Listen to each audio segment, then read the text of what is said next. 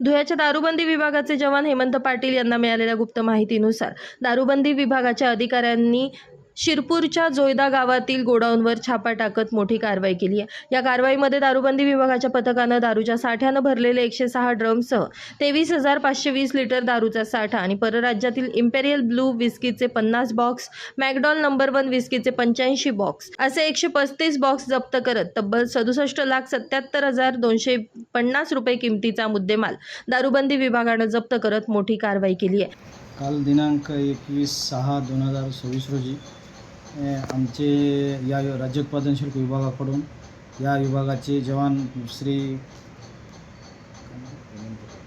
हेमंत पाटील यांच्या गुप्त माहितीनुसार आम्ही सर्व राज्य उत्पादन शुल्कचे सर्व अधिकारी व कर्मचारी यांनी सापळा रचून या गुप्त माहितीनुसार मौजे जोयदा गावात तालुका शिरपूर येथे आम्ही पोलीस विभागासमवेत छापा टाकला।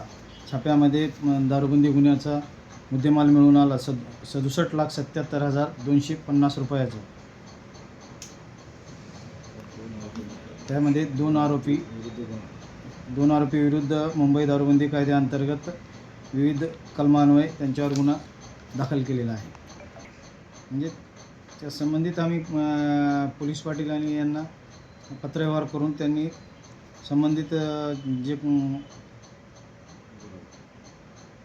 संबंधित लोकांचे नाव त्यांनी दिलेले आहेत आमच्याकडे, त्यानुसार आम्ही गुन्हा दाखल केलेला आहे।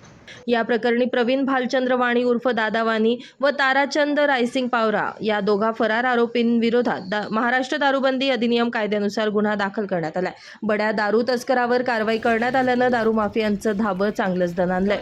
सदरची कारवाई राजेश देशमुख आयुक्त दारूबंदी विभाग, प्रसाद सुर्वे सहायुक्त, UR वर्मा विभागीय आयुक्त, स्वाती काकडे अधीक्षक दारूबंदी विभाग धुळे यांच्या आदेशानं बालाजी हिप्परगेकर यांच्या नेतृत्वात संतोष निकम दुय्यम निरीक्षक, DG गौरी दुय्यम निरीक्षक, पोलीस उपनिरीक्षक आणि जवान हेमंत पाटील, गोरख पाटील, केतन जाधव, प्रशांत बोरसे, दारासिंग पावरा यांच्यासह शिरपूर तालुका पोलीस स्टेशनच्या संयुक्त पथकानं पार पाडली आहे।